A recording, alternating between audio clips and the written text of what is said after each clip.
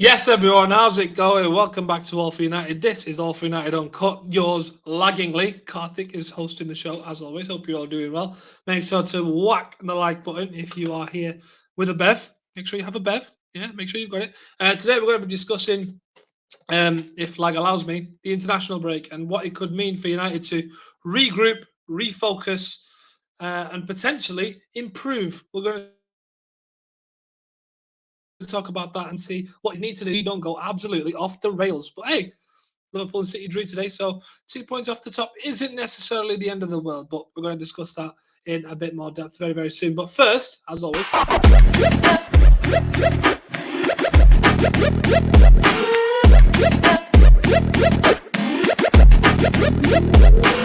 click subscribe to get daily Manchester United content from passionate Reds, only on All for United.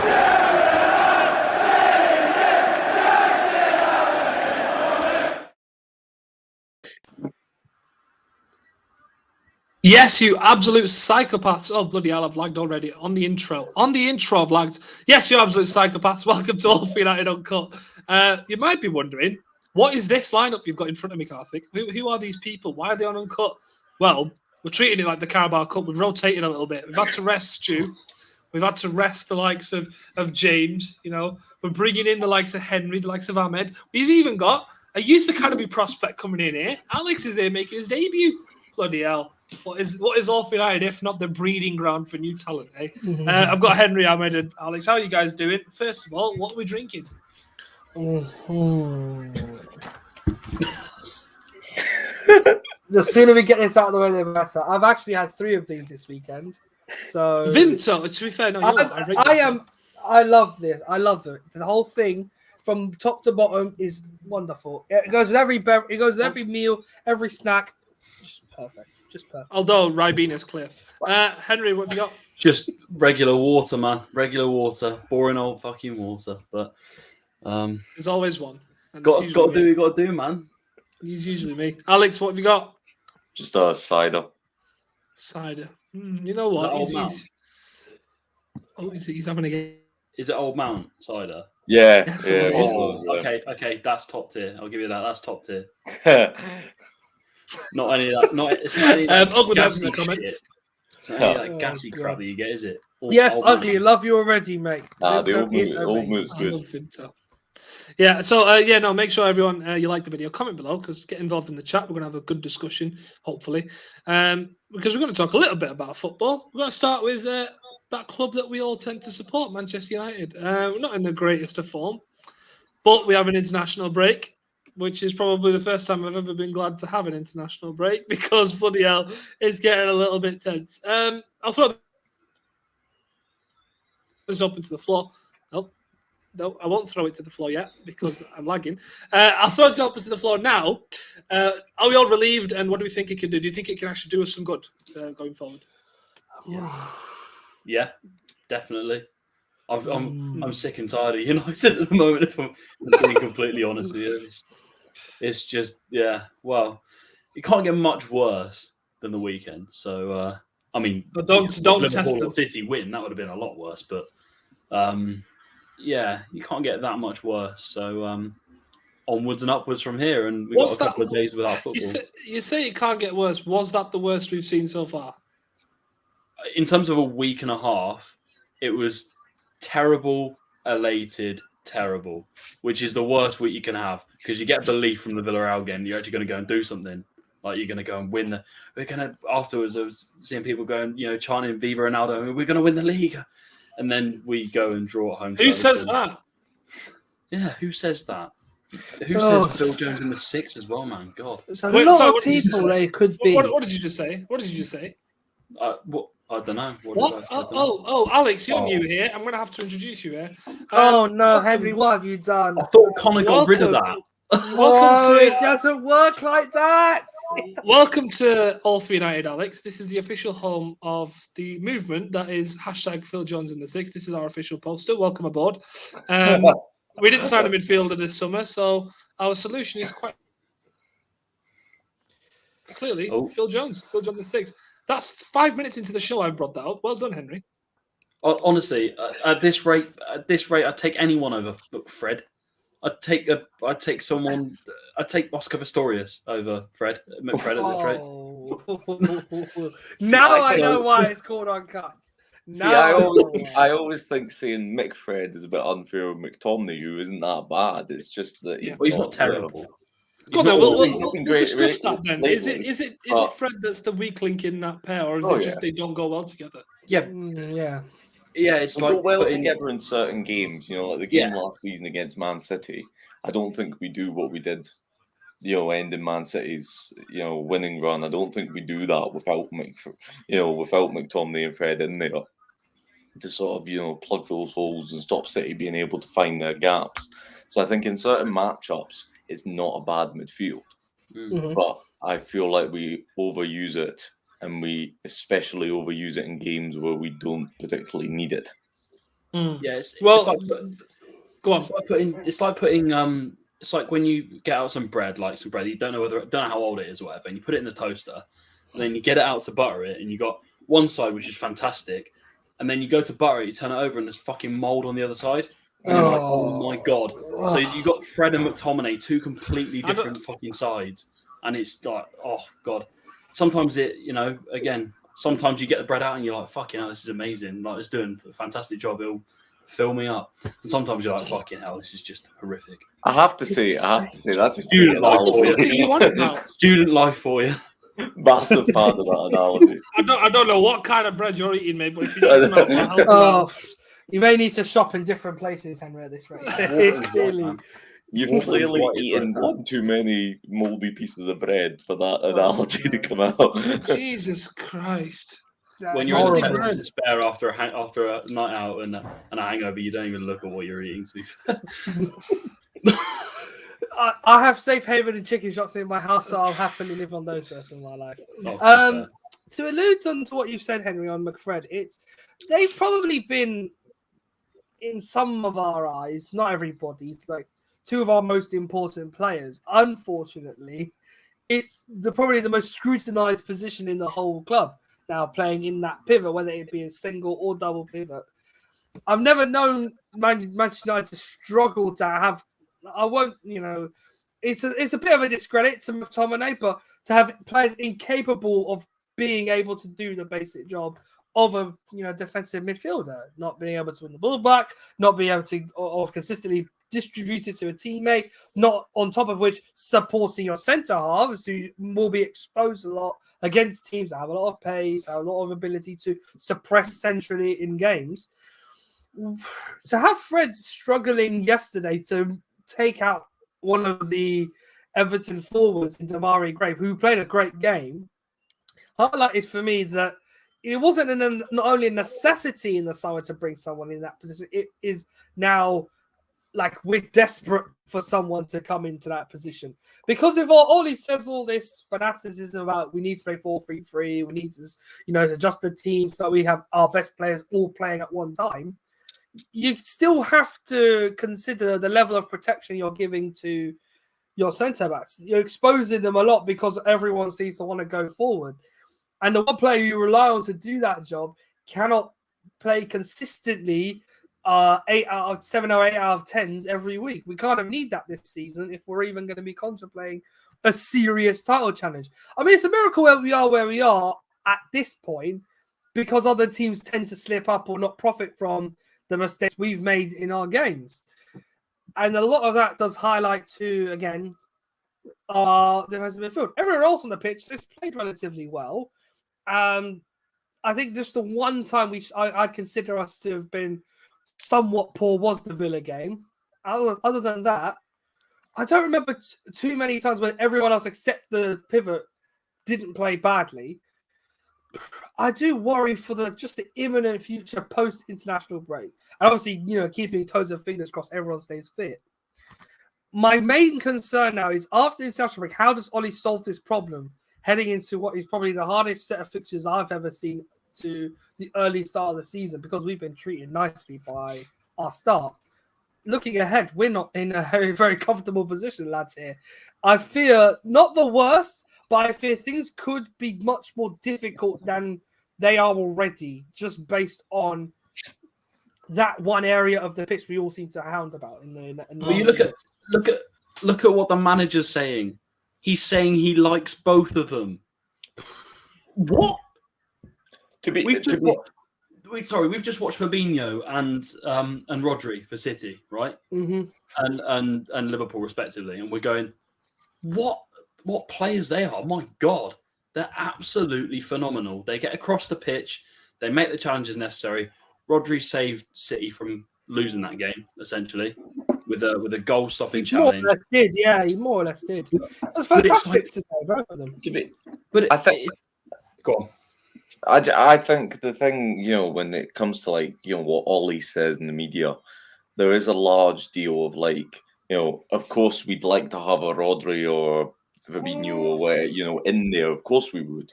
Reality is we don't. We have Matic, who was good 5 years ago before his legs went. I mean, he's this close to getting a bus pass. He probably plays only half an hour nowadays. It's like if we had a Matic 5 years ago, we have no issues. Matic in that midfield, and it solves so many issues. So the thing is, Matic can play some games, he can't play every game, which means you're gonna have to, whether we like it or not, Fred and McTominay have to play in that midfield at times, whether that's ever or what. That's my question. So Ole can't come out in the media and kind of go, "Well, they're terrible." Lag wants to let me ask. Sorry, my question was halfway cut through. No, my question would be, what would be the alternative? So people are complaining about Fred, and rightly so. They shouldn't be playing every game. But what else can we do with the squad that we have? Donny's not getting a look in at the moment, and I think he should be someone that potentially would play alongside Matic. Mm-hmm. And I know everyone's going to say you're lacking pace, but then you've got the fullbacks, which you can just pull back a few yards, and then you can cover for the deficiencies in midfield. I know it causes you a few problems, and I completely get that. But then going forward, you've got a little bit more kind of a free roll. But it's the fact that he said, I can always rely on these guys. And that to me is like, hold on a minute.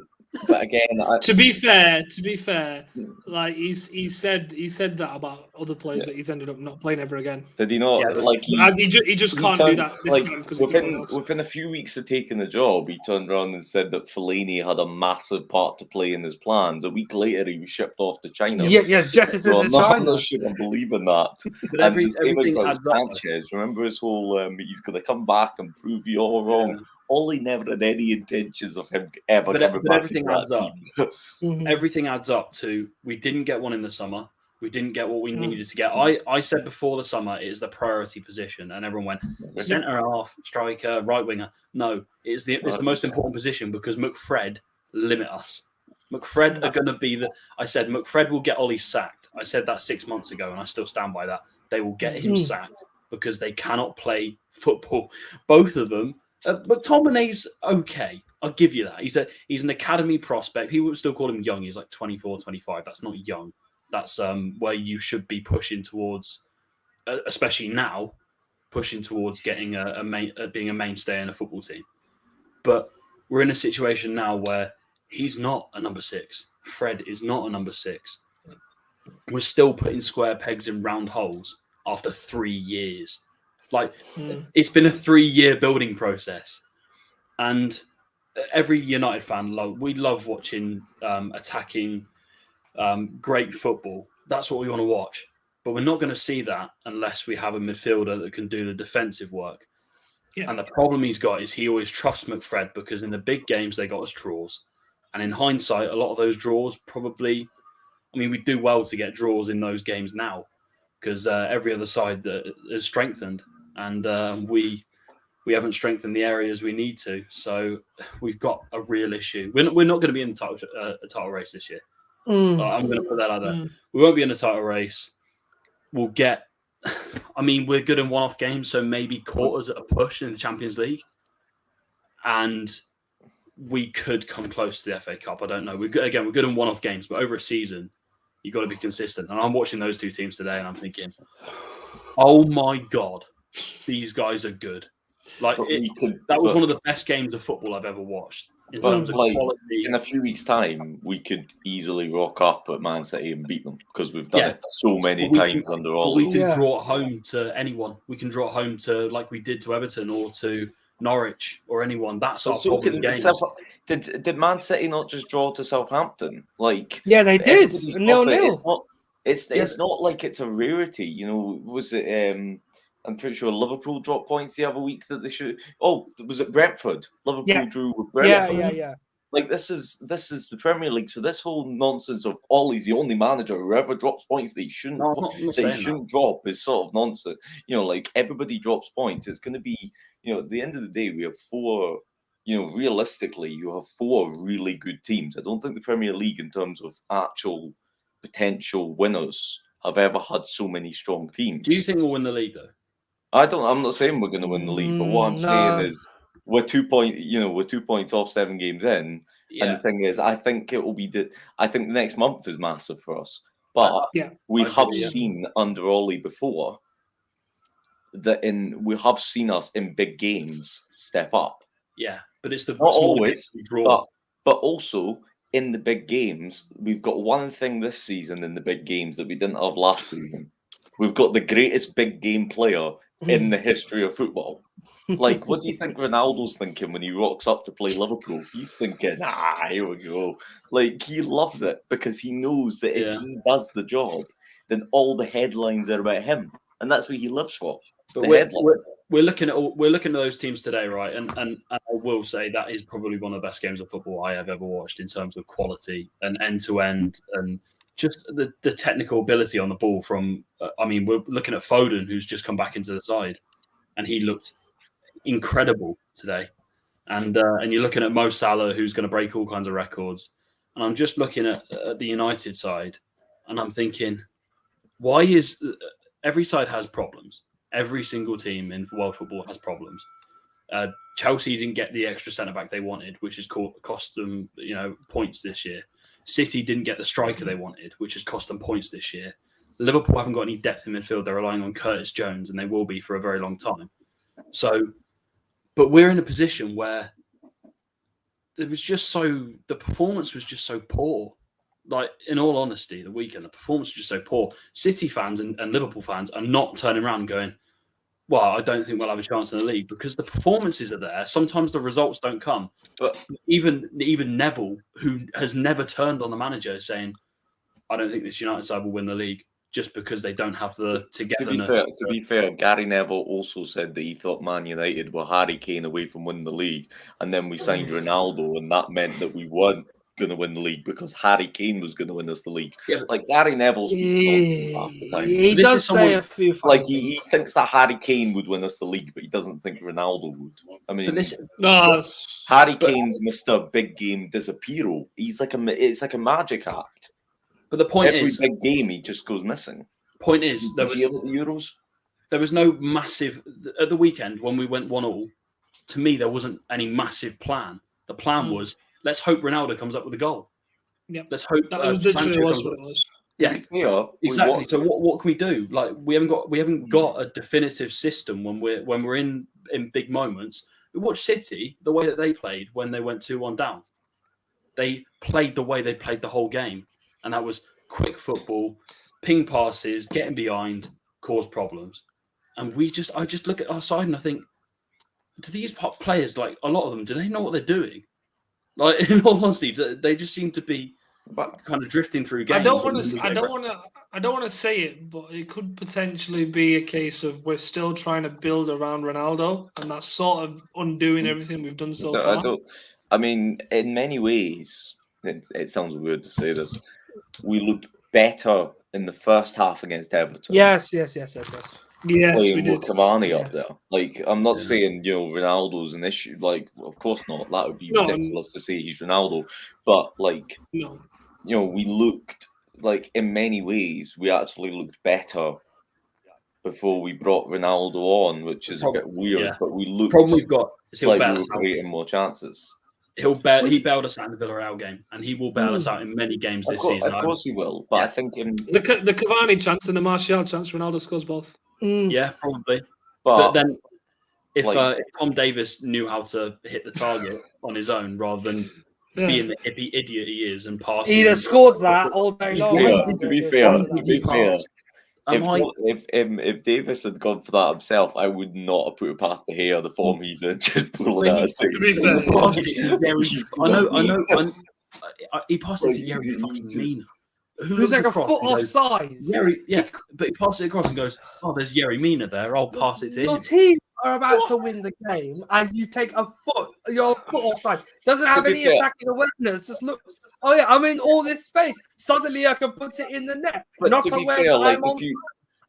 A few minutes later, we actually put together a good passing move up the other end and played it into Sancho, and he passed it into. But it's sporadic. It's sporadic though. That's the problem. It's sporadic. We have great moments. I'm not going to deny that. We have great moments in games, but again, I know everyone will say focus on us, and that's fine. We should focus on us, but we can't help but take a little sneak peek at the teams around us and look at Liverpool and City and Chelsea and think, I know Chelsea will lose games. Everyone will lose games, but Chelsea will win big games because of the way that they play football and because of the way that the managers taught them to play football.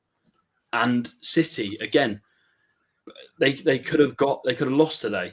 But I looked at the game. I was thinking, my God, Ruben Diaz is a bit ass, to be honest. Looking at that game, thinking we've known that since Messi scored against him. So we'll move on to the fixtures coming up, because you mentioned big moments and big teams and teams around us. We're going to start playing teams around us. So just looking at our fixture list after the international break, I'll sort of read them out, and then after that we can discuss, what we think is going to happen in each one. So hopefully I get through this without like. Oh dear. There it is. That's a good start. What's the first thing I do? First thing I do is first thing I do. Right, Leicester away. Do you want me to do it for you? So you don't lie? No, I want to do it. Leicester away. Atalanta at home. Liverpool home. Tottenham away. Atalanta away. City home, and then Watford away before Villarreal away. Chelsea home. Arsenal away. What do we think? There's another international break in between Man City and Watford. So realistically, we shouldn't look that far ahead just yet. So let's just say we'll stop at Man City. Cool. Those are not very kind football matches, any of them. Leicester today look a little frail, and I'm not going to tempt fate and say that's a team we should beat. But so do we. I know. But from why isn't it a team we should beat? Ahmed, why isn't it a team we should beat? Everyone else would say to beat them. Why shouldn't we? Why I say that is because sometimes Leicester do funny things. They sometimes play out of form for a little while. They don't look like a side that would often, let's say, start of the season with a Community Shield. Yeah, they played very well against Man City in the Community Shield. Then in the league game, create many chances, don't convert them. The one defensive error they make leads up to City scoring the one goal and getting the 3 points. A smash and grab. And then since then, if I look at Leicester's form very quickly, and it has not been good since City beat them.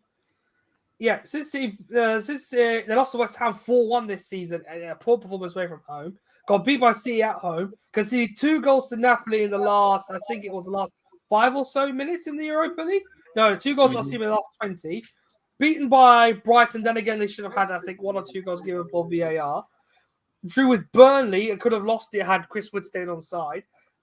Were embarrassing in Warsaw against Legia. And then today, leading 2-0 against Crystal Palace, concede 2 goals in the second half and didn't, as far as I'm concerned, I didn't look anywhere near, I didn't look at them and think they're going to win today against Palace. They should have really seen that game off. They created more than enough chances to beat Crystal Palace. But in the second half, suddenly the attitude was retain what we have and see if we can get away with 3 points. Palace came onto them and suddenly they froze like statues. Started to worry a bit. Balls coming into the box, couldn't deal with them. Even 6'7" Yannick Vestergaard is worried to clear a ball away suddenly. They started to flatten a bit more and they felt like a team you could get at. Now, I'm not saying Man United cannot beat them, but Leicester, as they tend to do, turn up sometimes and play absolutely incredible football and, wow us thinking... And you just know they'll turn up against us. That's the point I'm making here. That suddenly, now that international break has come, Rodgers has got 2 weeks, like we do with looking at Leicester, to see what faults we can find in their team. We will be probably meticulously researched on by Brendan Rodgers. He'll find any possible manner to beat United. If we could get a similar performance to the one, even though we were rotating against with the FA Cup, a similar performance to the one we had in the quarterfinal, that will suddenly please Leicester fans. But right now, they're a team in a little bit of a disarray, but they could turn up against United. This is not a guarantee that we'll win that game. The problem games won't be the Premier League ones. The problem games Atalanta won't double. be the Premier League ones. Atalanta double header. But it will be. Did you watch the game against Milan tonight? If any of you did, you did. Yeah, I did. So you've seen, Henry, how easy it is if you actually press them. If you give them something to worry about, they suddenly fold, and Milan brushed into a 3-0 lead. Yeah, but those games aren't I'm not even worried about the Atalanta ones, if I'm honest with you. I'm worried about the Villarreal away, and I'm worried about that because they kick the shit out of teams. That's all they do. I saw they got like 5 or 6 yellow cards today in a game. They go through teams. They kick teams. They injure teams. I know. But what I'm saying is, you've got those games dotted in between Premier League games, right?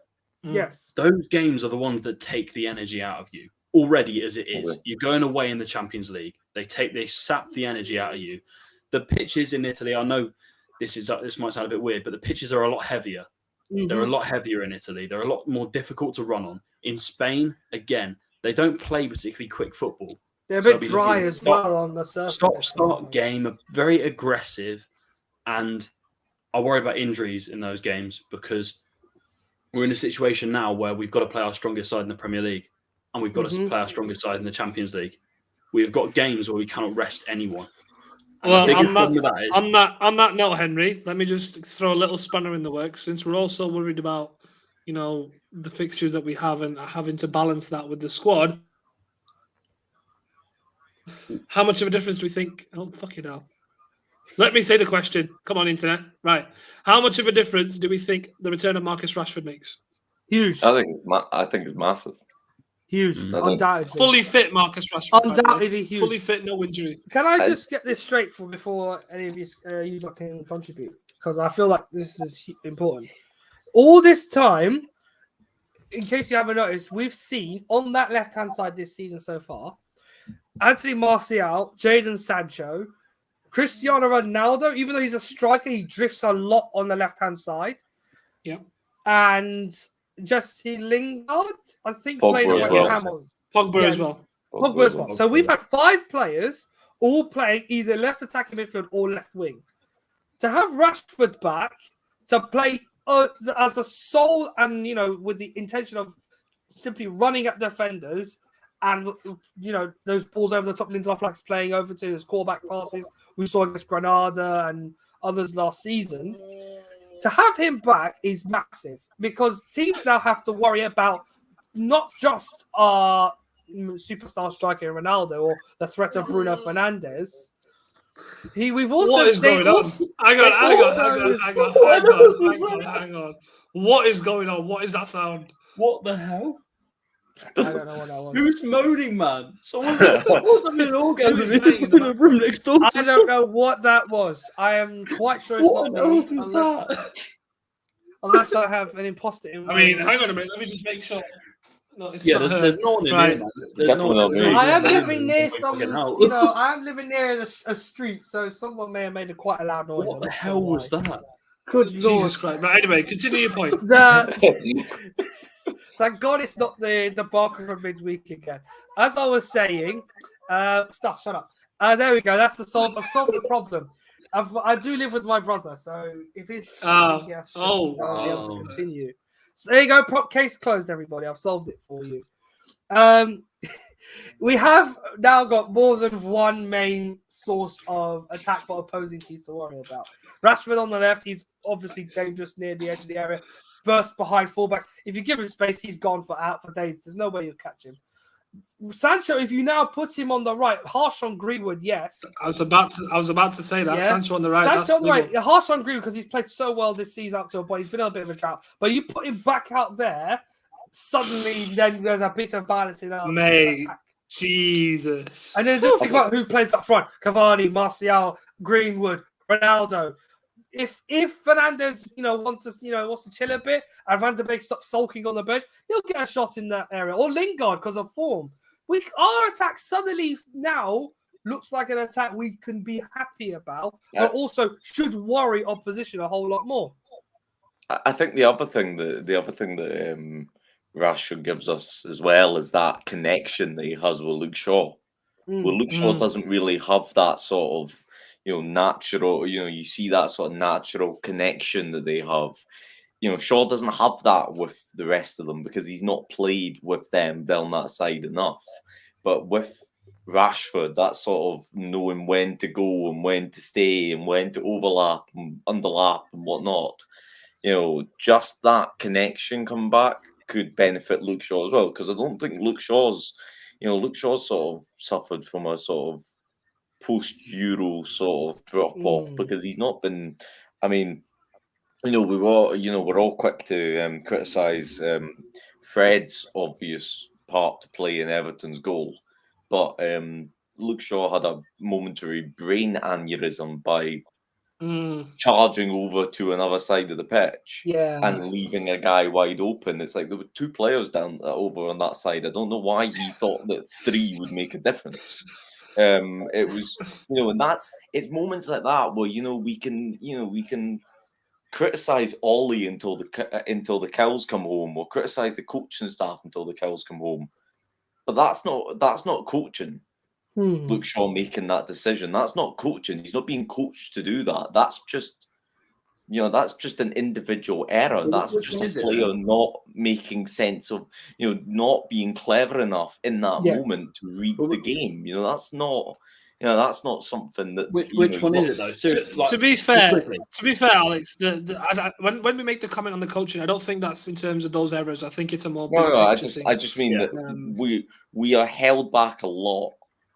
Still by a lot of individual errors. And I know sometimes it's players that play a lot when maybe they shouldn't and whatnot, but there is, we do still see these individual errors, even the, in the end, it didn't cost us against, obviously we lost to Villa, but earlier in that game when Maguire, decided to hit a back pass back at De Gea like he was taking a bloody shot. It's like, you can't equate for errors from your captain like that. But which one is it though? Like, I get so frustrated when this kind of stuff comes up because some people will say that when we win games, Ole Gunnar Solskjaer is a genius, and when we lose games, it's individual errors. I just think surely it's got to be one or the other, or a mixture of both. Probably a mixture of both. It's a mixture of both. Yeah. But the frustrating thing is, individual errors, I completely understand do happen in games. But usually coaches will, for starters, I don't see that many individual errors when it comes to the teams around us. I don't see as many as we do with us. We lose concentration so quickly. Like the Wan-Bissaka challenge against Young Boys, that in all honesty, that doesn't happen in games with the bigger clubs. With the like De Bruyne did it the other day in the Champions League, never got sent off for it. So yeah, but they lost the game. They lost the game anyway. So, but these so many happen with us, and we keep coming back to individual errors and just give Solskjaer time and stuff. The frustrating thing is, right, we've got a period coming up where I'm not worried about the attack one bit. Not worried about it at all. We've got so many players going forward. I'm worried about how we're going to rotate Matic, Fred, and McTominay in midfield. And how is Matic, if we need him fit, he cannot play 2 games a week. So you've got to sacrifice. Good Lord, Henry. It's like you're dropping the hint for him to do this. I'm being in all seriousness, forget Phil Jones, man. He'll be in the 23s still. Who cares? Yeah, funny, standard. But what do we do in all honesty? Because we've got a situation where Matic can't play 2 games a week. He can't. He hasn't got the legs to do it. Fred and McTominay have got to play games. They're going to have to play games. We've made that decision by not buying a CDM. Yeah. What do we do? Because he's going to have to sacrifice games.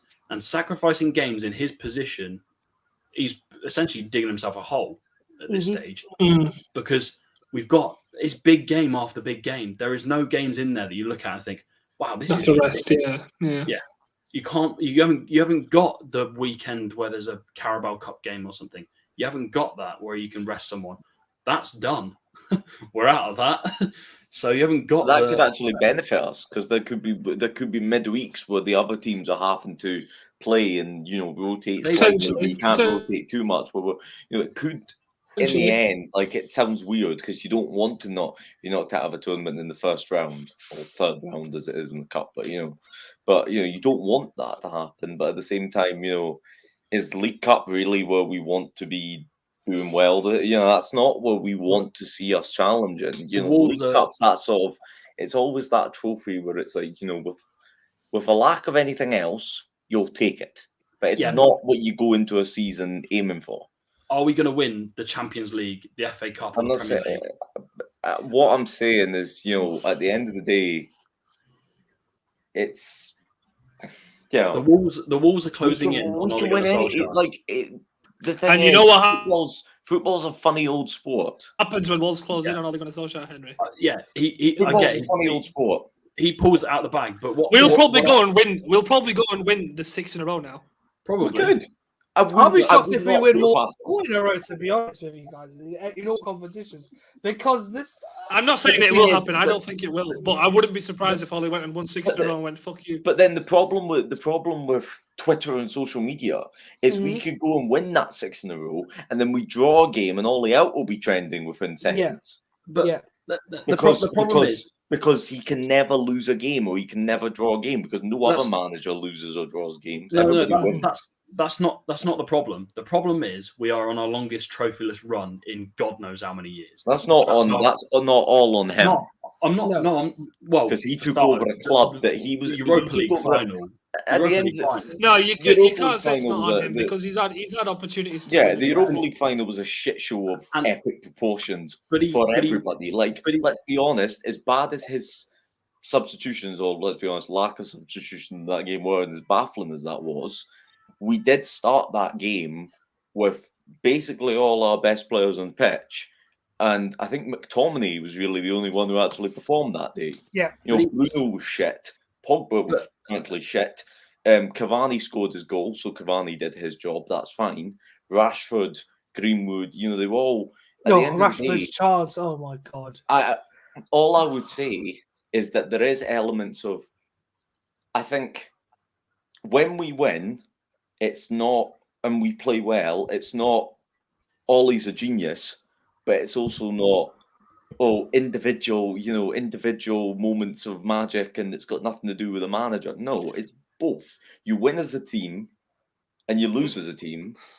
And when we lose, there's bits of it that are on the manager. Of course, there is.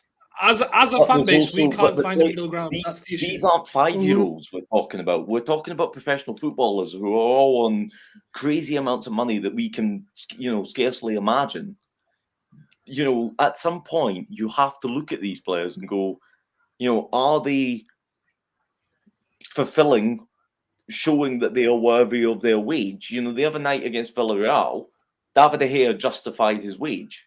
In one game, he justified his wage with his performance. But Jose Mourinho are the others justifying their wages? Jose won a Europa League with a side that is much worse than this. Great. Well, we should have kept. Well, let's go back to Jose Mourinho then. Because that was so.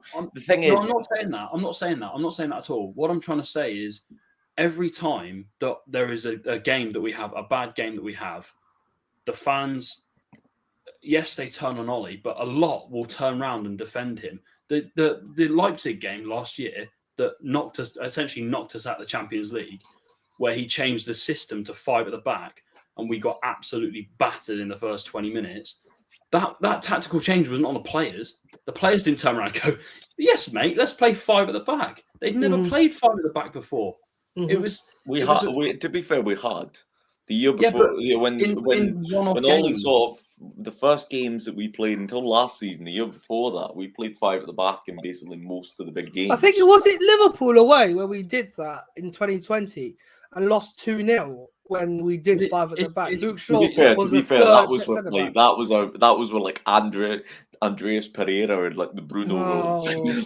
I know that era was awful. And it's also the last time we lost an away game in the league. So yeah, it's also where we've gone now. The manager has had 3 years, right? 3 years, and the 3 years, but he's brought in his own players. He spent over £400 million on players, and we're still going, wow, the players are just shit. Well, he fucking bought them. He decided to get them. To be fair, if they're all like Bruno and Maguire and Wan-Bissaka, those cost almost close to 200 million. Are we claiming that Bruno was Are we going to claim that Bruno was a bad signing? No. What I'm saying, Bruno was a genius signing. All these players that we turn Henry, on, just playing. My lag wants to let me speak. Just playing devil's advocate on your point there, in terms of the players that he's bought. How many of the players that he's bought can we say costing us points at the minute? Just a question. I'm not making a point. I'm just asking a question. What in general? Yeah. Okay. Well, as a team, the players that it's individual errors here and there. The Wan-Bissaka incident earlier in the season that cost us a game. The Cavani incident where he didn't head the ball away from a corner. That was the first set piece we conceded from a corner against Villa. Little errors, and then again, Luke Shaw had been frozen out under Mourinho. Ole Gunnar Solskjaer brings him back, and he's having by the way, fantastic season last season. Goes across, makes the error. But these little things, I'm tired of people saying they're not attributed to the manager, because when other teams lose, but how can you attribute Luke Shaw having a brain freeze and? There's literally 2 players covering. Was it Gray? There's 2 players. There's 2 players covering him. I understand. He's got one player there. If he charges across, Ollie's not standing on the touchline going right across there. Look, you know what I mean? That's not happening. That is not happening. I feel like there's a middle ground here between what Henry's saying and what Alex is saying. Where Henry's going, I mean, I think Henry's overarching point of it's not just individual errors, because it's not. It just isn't. We're not as a team. Yeah. And Alex's point in terms of these little instances of individual errors is also correct. However, there's a middle ground there where we have to go, look, this part is on Ole. It is 100% on Ole. Our inability to use the ball effectively in the final third. I'll wait. Yeah, our inability to use the ball effectively in the final third. We've gone from being counter-attack FC to possession and try to break teams down properly, and we're not doing that effectively. That's on Ole. However, when Luke Shaw goes out and charges a man he doesn't have to, when Fred doesn't make a tactical foul, when, a man doesn't pick up another man on a corner properly, that is an individual error. Our fan base does not want to see that middle ground. They want to stick to their own opinions. And I feel I feel like it's become a cult rather than supporting a club and having an opinion on what's happening. But it's three years. Which now, cult are you part of? Yeah, it's almost 3 years now, and Liverpool after 3 years under Jurgen Klopp had gone really far. I believe they won the Champions League in his third season. It was his fourth. No. He came in October 2015. October 2015 is when he arrived. Europa League final. They won the Champions League. Yeah, Europa League final 2016. They lost to Sevilla. Top 4 2017, 2018 Europe runners up. Then they won it in 2019. So 15, 16, 16, 17, 17, 4 seasons. 4 seasons at Liverpool. And they showed, I don't know if you saw it, but Sky did it a few weeks ago because it was Ollie's 99th Premier League game. And it was basically his and Klopp's sort of standings after 99 games. Yeah, the comparison between one another. What was it? It was it was like a dead heat. Is it fair just to sort of bring this topic to a close? Because I know we've been talking ages about this, but just to bring it to a close, do you think it's fair to say, as an overall summary, Ollie's issue is not results, it's performances right now? Yeah, but it's performances. Yeah, performances they make the fan base worried. Like, in all honesty, they make us concerned about whether we can go and win future games. And the reason why Liverpool fans never turned on Klopp or never turned massively on Klopp is because the performances were coming. By the way, he hadn't spent as much as Solskjaer has. He spent a lot of money. I know we dislike the Glazers with a passion, and that is 100% correct. But he has had the money to go and buy the players It's not that the he wanted to Glazers, buy. though, because it's not their money. No, I'm not saying that. I'm not saying that. I'm saying they could have taken all of that money and gone, fuck you, I'll have it for myself. But they didn't. They've given Don't him give them any ideas. No. But they've given him a transfer budget. They've given him a transfer budget that is bigger than what Jurgen Klopp has had at Liverpool, and similar in terms of the years to what Pep Guardiola has had at City. So the standards for United fans should not be, wow, we'll get second or third, and it'll be okay. But let's be honest, though, we can have similar budget to City the last few years, but we're talking about head starts. That's like a Grand Prix driver starting 3 laps ahead of the rest of the grid in terms of us and Man City. He had a window this year. But we're playing catch up as soon as Ole came in because of how bad we were. Agreed, but he had a window of Varane, Sancho, and Ronaldo. Of course. Can anyone name a better window in the last 15 years? Nobody else stood still. Every summer we're moving forward, but other teams are moving forward, and as it was, because we were behind those teams to start off. But Alex, that's when the performance is playing. That's when you have to look at the money. I'm not saying at the end of the day, Ole's under pressure at the moment, and he's rightly under pressure because he has now built this team.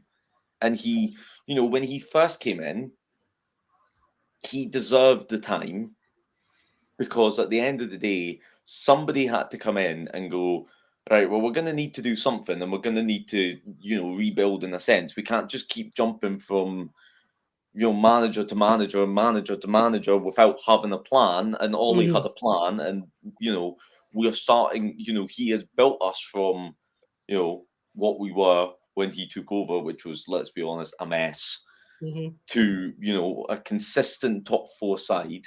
But that's not where he wants to end up at the end of the day. People can say, he likes it, all they like about, he's not got ambition or whatever. He played for years under Fergie. He wants to get us back to where we were under Fergie. There's no doubt about that. He has now built a team that is capable of challenging for these things. If he can't get the performances, if he can't get the wins, as we are doing at the moment, then there needs to come a point where we kind of go, maybe he's reached his ceiling. Maybe he was the man to rebuild us. That's what he was there for, I'm pretty sure. Before somebody else comes in to sort of take us that extra step and get us over that line. Maybe. But we are, 10 games into a season? Admittedly, we've not been playing well, but and we've had a good run of fixtures and we've not really taken advantage of them, but we are only still 2 points off the top. Like, can we not at least give him a wee bit of time with this team to try and see what you can do? Games. And then, at the end of the day, I think the fact. I wouldn't go that far, Henry. If I'm honest, I think the fact that we're sitting here 7 games into the league season and we're 4th and we're 2 points off the top of the league and we're going, maybe we should sack the manager. That, it's like, well, we've not been playing well, but let's all just calm down. What's the suggestion? Who do we bring in? The thing there is plenty of, at the end of the day, there is no matter what anybody says, there is no clean-cut answer to, if you sack Ole tomorrow, there is no clean-cut answer to who replaces him. There isn't one. Sorry, Alex. Rome isn't built in a day, and people think sacking Solskjaer will suddenly lead to imminent success and we would win every match from now to the end of the season. It simply doesn't work like that. Whoever it is that they think, I don't think anyone's suggesting that. I think they're just saying we'd see an improvement. But go on. Yeah. I can see the logic behind that argument and the improvement, yes. But the facts are facts. We've played 10 football matches this season, 7 in the Premier League, 2 in the Champions League, and 1 in the Carabao Cup. We've more or less seen, I think, only 2 really good performances. And then there's the terrible ones like the Villas, the Evertons, and the Young Boys. Which, yes, okay, Young Boys was hampered by the fact we lost Wan-Bissaka. I think we win that game. I mean, realistically, I think we would have won that game had that. Had we kept 11 on the pitch, yeah. The Villarreal game was terrible. It was poor, but the thing is, we got the result. We were awful. Yeah, of course we were. But at the end of the day, sometimes there's there are games in the season with every team where you play bad and you just scrape a win. It's not like that never happened. It's not like that City never and Liverpool love sometimes know when they play badly. I know I've done that. But a ray of hope, I think it's only right I suggest something positive, because I don't think we've been talking about all the negatives and all this uncertainties about the way the team are playing the performances and the fixtures coming up. The positive is that it is only 7 games. There are still 31 matches remaining in the Premier League. There's still 4 more to play in the Champions League and the FA Cup. There's a lot of things Ole can do to improve this team in terms of the performance out there. The players themselves will just have to stay injury-free.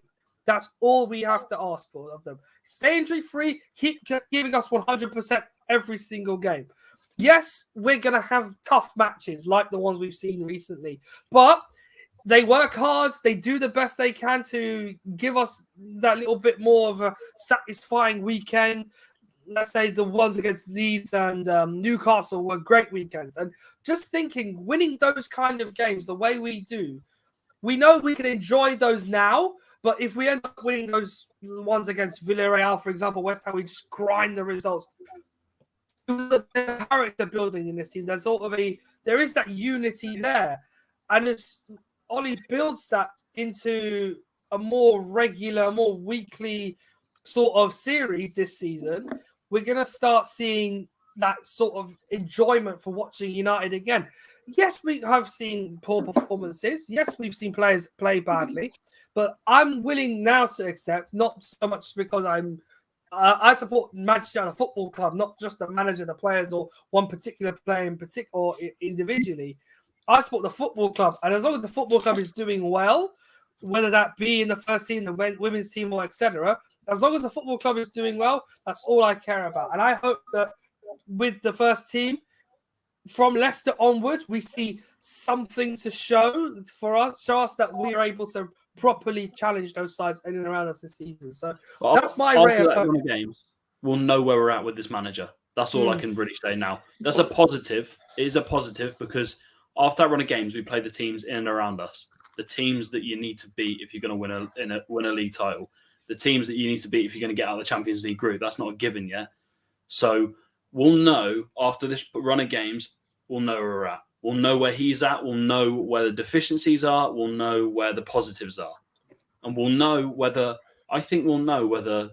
he's ready and he genuinely believes we can mount a title challenge and whether he believes that we can go for a big trophy. I hope I have very quickly is, let's say we get, obviously this run of games will come and go.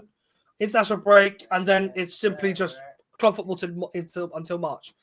Let's say we get to about Christmas time. If we're there and thereabouts, where we are now, not so much as close as 2 points, but let's say 4 to 5 points around this picture. Then a midfielder comes in January. And someone comes in January to play in the hole behind the attack. We could see there is for me. You start to be a bit more optimistic. That's what I think. But let's see how we do this first half of the season. I think it's one of the games. It won't be make or break, but it will show us what this team are capable of. I think the pressure's on, and I don't think there's any doubt that Ole knows the pressure's on, because the way he celebrated that winner against Villarreal, he doesn't celebrate that enthusiastically that often. He knew it. That was very much he went mental. He knew. Well, the thing is, we draw that game and we're close to being out of the Champions League. He knew. He knows the pressure's on, but he's put that. He has built this team to the point where, of course, where the pressure is now on. He has put that pressure on himself, so he will. He's not. He's not here to. Get top 4. The thing, getting top 4 was the sort of stable. It's like sort of. before, if you take over a ship that's, rocking about all over the place, first thing you need to do is stabilize. You need to, if you're building something, you need to put down a solid foundation. The solid foundation was the top four, and the sort of, at the end of the day, he is the first manager since Fergie to have like back-to-back sort of top four finishes in that sense, as opposed to being like, fourth and then sixth and then second and then sixth and then all that nonsense that we had where it was sort of up and down and up and down. Can we agree? Said, can we agree on something? Well, This with the window we've had this season, we've got to win a trophy. like I said, The FA Cup must one. be the easiest trophy to win. Like If we get to the I'll be honest, if we get to the semi-finals of the Champions League, forgive me if I do get a bit more giddy, because that is a hard tournament to win with the caliber of the sides that are in there. I mean, I've earmarked this season one of either PSG or Bayern to win it this year. Manchester City, for me, I don't know. But for us, PSG won't win it, not with Poch. We never know. We never know. I'm not saying that they're favourite. That's who I've earmarked. However, for us if we get in that final four, I'd start to get a little bit more hopeful. But for me, realistically, the FA Cup should be the trophy of interest this season, because it is 5 games. 2, the draws 2 throw up random teams, so they can't necessarily say it's rigged or anything against us. But no matter what, we should treat that as a competition we have to have on our agenda this season and aim to win. Because a trip to Wembley, everyone loves one of those, whether it be a semi-final or a final. But more importantly, it boosts the players' morale a bit, knowing that they've got a chance at winning something this season. So get to the semi-final first, overcome whoever that is there and then. I know it's a long way away between now and a semi-final, but overcome that hurdle and see where we are taking stock in the Champions League and in the Premier League. Hopefully, if we make it past the quarterfinals, I'll be shocked. If we're in the semi-finals of the FA Cup, or at least make it to the final itself, then I hope we have something to look forward to in that aspect. The Premier League is the Premier League, really. You can't. I would say, regarding the win the trophy this season, I think we do need to win a trophy this season. I think that is an essential. Yeah. What I am necessarily sort of against is the sort of clean cut sort of, if we don't win the trophy, we sack the manager no matter what. Mm-hmm. Because in my opinion, there has to be an element of how we don't win a trophy. Like if at the end of the day, we're talking about a season where we, finish like second, but only like 2 points off winning the league, and we get to the semi-finals of the Champions League and lose to Bayern Munich in like a really tight game, then, do we really then turn around and go sack the manager? That's not good. If we got that far in those competitions, then you'd have to. Then I don't think it's as clean cut as if we don't win the trophy, you sack the manager. I do think we should be winning the trophy this season. I just don't think it. I think it depends on how. If we don't come anywhere near winning trophies this season, if we are like off, like if it's our last 16 exit of the Champions League, we're fourth in the Premier League and it's over by February, and we don't win the FA Cup, then that's a different thing altogether. Man for man, though, this side that Ollie's got, man for man, and I'm going to break it to you, this side that he's got, apart from maybe 2 players, is better than Bayern Munich's. In all seriousness, it's better than Bayern Munich's side. This team that we've got is that good. Like, seriously, Sancho, Ronaldo, and Rashford up front. That Depends front if we can get Sancho Sancho back into, Sancho's confidence at the moment. But if you take him out, you put in Greenwood, or you put Greenwood's not been great the last few weeks. The last few weeks, Greenwood's also dipped. But man for man, this side is as good as the other sides in the Premier League. Seriously, that's what I'm saying. I'm not saying, I genuinely think if we get ticking, then if we get it ticking, then we can go far in every competition we are in this season. It's just like I said, I've never been a sort of subscriber to clean cuts of this is what happens if this happens. It's because football there's so many, little facets in terms of like, you just can't make it clean cut because it's not a clean cut sport in that sense. I get that. Let's just hope we do get to Wembley that's- this season. No, I don't know, to be honest. I'm assuming that's Ben in the comments. He says, Henry, football doesn't play it on paper, mate. No, I don't think he's saying that it should. I'm just saying, we got Ronaldo and Varane in the team.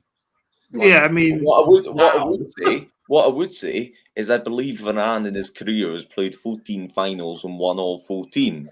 So... Hopefully, if we get to a final, we should be winning it. If we get to a final, hopefully that's a good omen. Especially since finals, you've got Varane who seems to love finals, and then you've got Ronaldo who you say big stage. Who do you want there? Like he is just ever so quickly, big game player. If you've got a team that is as good and I know it's on paper, and I completely understand that, but if you've got a team that is as good on paper as all these other sides, why shouldn't you be winning the trophies? Why shouldn't there be any excuses? I'm not saying we shouldn't. I'm not criticising you at all. I'm just saying, in terms of man for man, no, it's a good question. Why shouldn't we be there? Because the only thing it plays down to, and it maybe is the manager, maybe isn't, but there's little issues. But Chelsea just won the Champions League, and we've got a squad that is more than capable of competing with them. I think we should be there. I think we should be there or thereabouts. Like I said, I think, at the end of the day, I just don't subscribe. I've seen a lot online, a lot on Twitter of, if we don't win a trophy, the manager gets sacked. And all I'm saying is I think it then would boil down to how we don't win a trophy. Like I said, if we don't come anywhere near, then the question is, like I said, there has always been that question mark with Ole of, I think he was the right man when he came in. He has proven himself that he was the right man at that time to follow Mourinho, get us back to sort of sort of United, have that sort of rebuild. Is there a limit? Is there a sort of he can take us yay high, and then we need another manager to come in and take us yay high? That might be the case. I just think, saying it's the case right now. We're not used to a team like this, though. We're not used to having a team this good. And that's why when you look at it on paper, starting 11, you go, oh my God, this team is incredible.